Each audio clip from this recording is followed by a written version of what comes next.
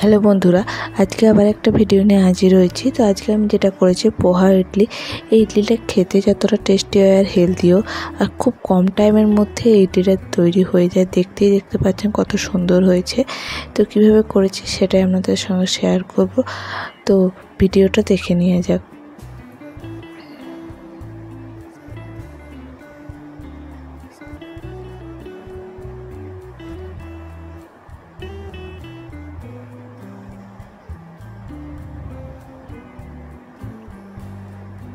তো এখানে আমি একটা বড় বাটি নিয়ে তাতে দেব 1 কাপ পোহা, মানে চিড়ে যেটা বাংলায় আমরা বলে থাকি। তো এটা পোহাটা যে কোনো আমরা পাতলা বা মোটা যে কোনো ধরনের পোহা নিতে পারেন।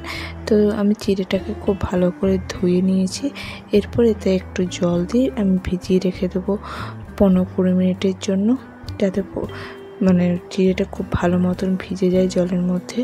অন্যদিকে একটা বাটি নিয়ে নিয়েছি আলাদা, তাতে দেব আমি 2 চামচের মতন সুজি আর 2 চামচের মতন টক দই। দিয়ে সুজি আর টক দইটাকে খুব ভালো করে মিশিয়ে নেব।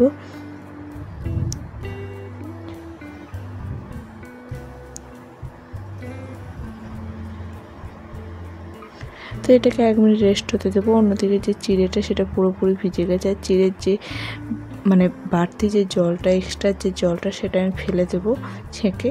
তো একদম ফেলে দিয়েছি। এরপর চিড়েটাকে হাতে করে খুব ভালো করে মেখে নেব।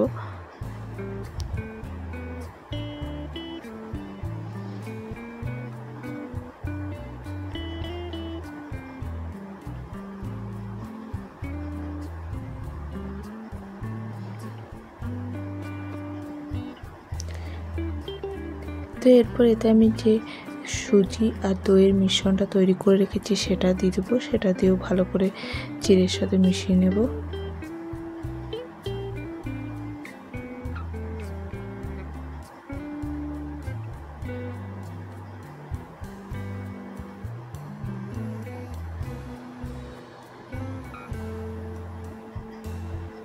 এরপর দেবো এতে 1 টিস্পুনের মতো কালো জিরে বা কালঞ্জি সিডস,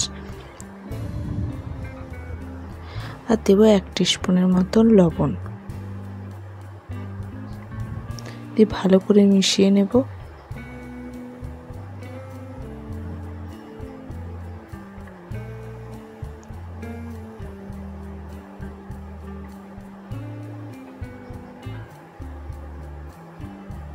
তো আমাদের ইডলি করার জন্য রেডি চিড়েটা।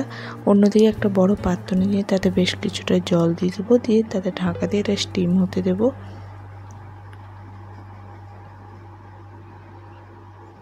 অন্যদিকে আমি একটা ইডলি স্ট্যান্ড নিয়ে নিয়েছি। তো ইডলি স্ট্যান্ডটা একটু তেল ব্রাশ করে নেব।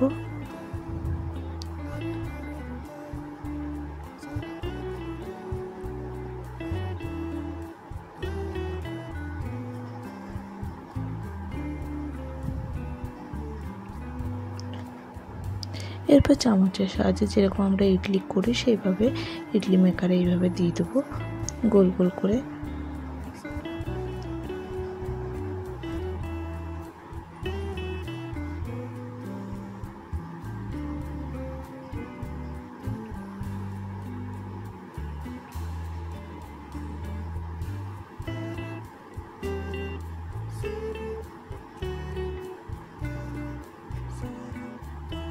তো ইডলি মেকারে পুরো যে চিড়ের ইডলিটা দেওয়া হয়ে গেছে। এরপর এটা আমি বড় যে পাত্রটা নিয়েছি তার মধ্যে এটা দিয়ে 15-20 মিনিট লো ফ্লেমে স্টিম হতে দেব। তো 20 মিনিট পর একবারে ইডলিগুলো হয়ে গেছে। তো এটা আমি ইডলি মেকারটাকে বার করে নেব।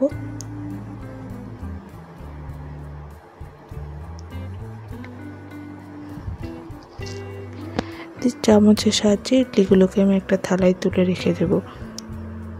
দেখতে পাচ্ছেন পুরো একদম গোল মতন ইডলি যেরকম হয় সেরকম হয়ে গেছে।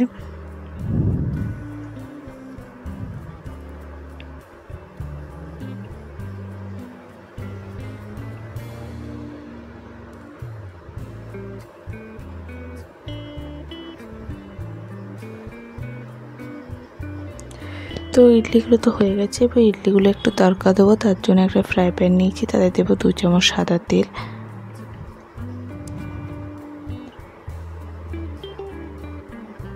তেলটা গরম হলে দেবো 1 টিস্পুন কালো সর্ষে আর দেবো 1 টিস্পুন সাদা তিল দিয়ে 1 মিনিট এটা ভেজে নেব। ভাজা হয়ে গেলে তাতে দেবো কয়েকটা কারি পাতা দিয়ে আরও 1 মিনিট ভেজে নেব।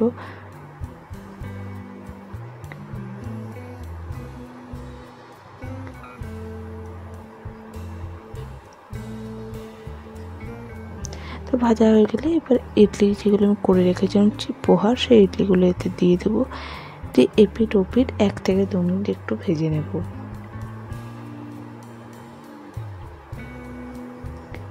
একদিকটা ভাজা হয়ে গেলে পাল্টে দেবো যাতে আরেক দিকটা ভাজা হয়ে যায়।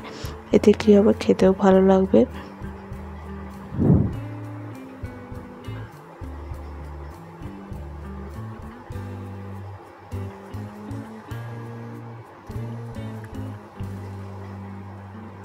তো আমাদের পোহা ইডলিগুলোকে আমি এইভাবে তড়কা দিয়ে চাটনির সাথে খাবো। তো এটা খেতে খুবই টেস্টি হয়। এই পোহা ইডলিগুলো দেখতেই পাচ্ছেন কত সুন্দর কালারটা হয়েছে।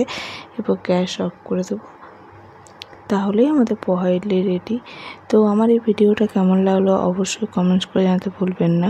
ভালো লাগলে লাইক, শেয়ার এবং সাবস্ক্রাইব করতে ভুলবেন না। নমস্কার।